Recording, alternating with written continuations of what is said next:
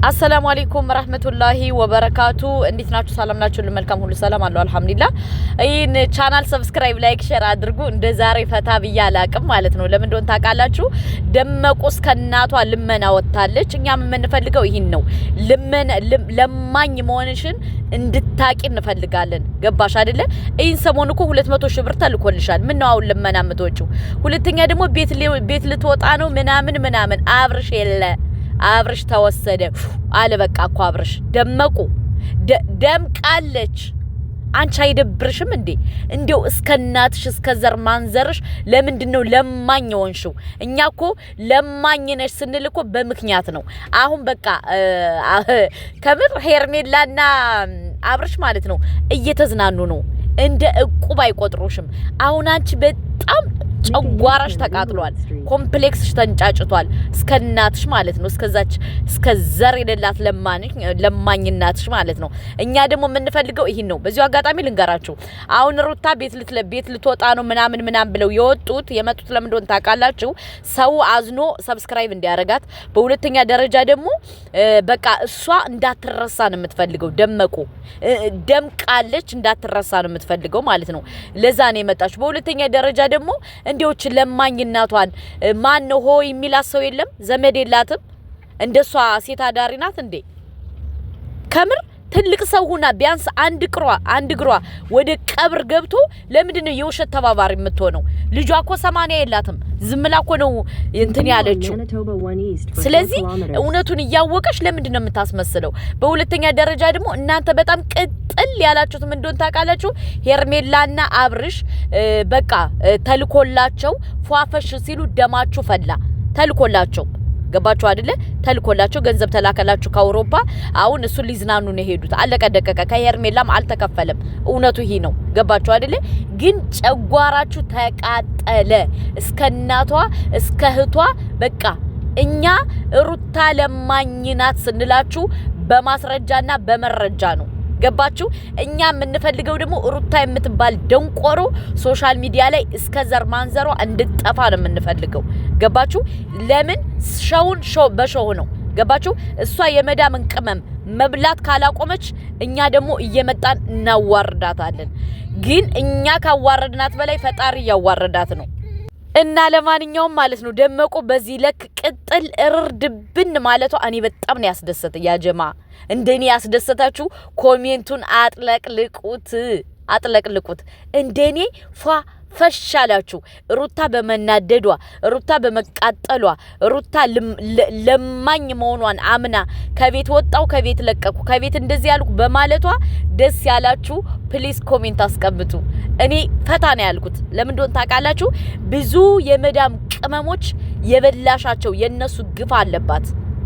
ዘረጦ ማለት ነው። በሁለተኛ ደረጃ ደግሞ ያልታመመችውን ታመምኩ ያልሆነችውን ሆንኩ እያለች ብዙ የመዳም ቅመሞቹን ገንዘብ በልታለች። ገባችሁ?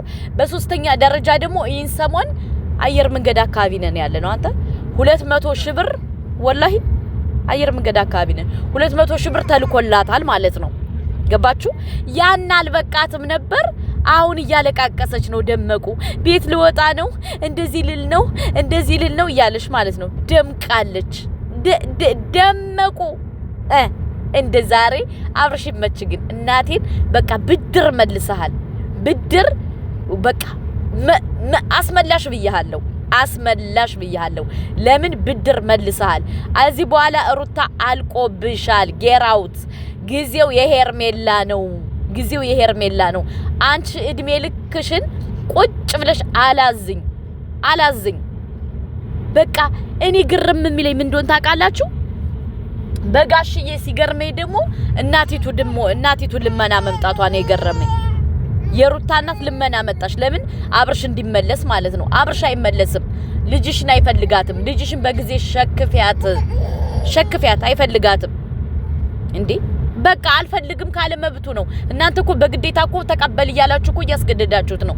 አይፈልግም ልጅሽን በቃ ለስራ ነበር የፈለጋት። ለስራ በደንብ አድርጎ ሸቀለባት። አባረናታል ያንቺን ልጅ። ከዚህ በኋላ ምንድነው ጊዜው ሄርሜላ ነው። በዚሁ አጋጣሚ ሄርሜላን ከትዳር ማል ገብታ ምናምን አትበሉ።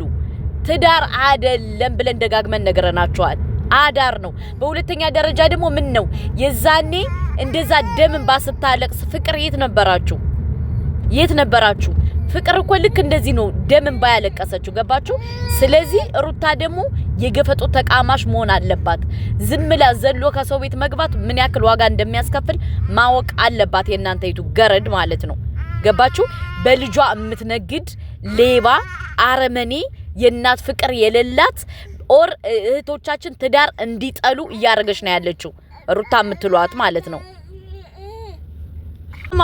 እንኳን ደስ አላችሁ እኔ ሩታ እንደዚህ በዚህ ደረጃ ቅጥል ብላ ስላየው ደስ ብሎኛል ከምሬ ነው የምነግራችሁ ለምን እነዛን የመዳም ቅመሞች በውሸት ቅርጥፍ አርጋ ስትበላ እንደዚህ ነው አንጀቴ ቅጥል ብሎ የነበረው አልহামዱሊላህ ለምን እነዛ እህቶቻችን በየቤቱ ተለምኖ ሂደው አገ እንትን ብለው በዚች አጭበርባሪ ዓለም አርመኔ መተት አርጋባቸው ገንዘባቸው ሙልጭ አድርገው የተበሉ አሉ ገባችሁ እንደዚህ ቅጥል እርድብን ስትል ማየት ራሱ በጣም ነው የሚያስደስተው በጣም ገባችሁ እና ህመሙ የገባችሁ ብቻ ላይክ አድርጉ እህቶቻችን የተበሉት እህቶቻችን እስከ አጭበርባሪ እናቷ ሁና ቅርጥፍ አርጋ የበላሻቸው ብድር ነው ጀሊሉ እየመለሰ ያለው እና መልካም መቃጠል መልካም መናደድ መልካም ማልቀስ መልካም ማላዘን ይሁንልሽ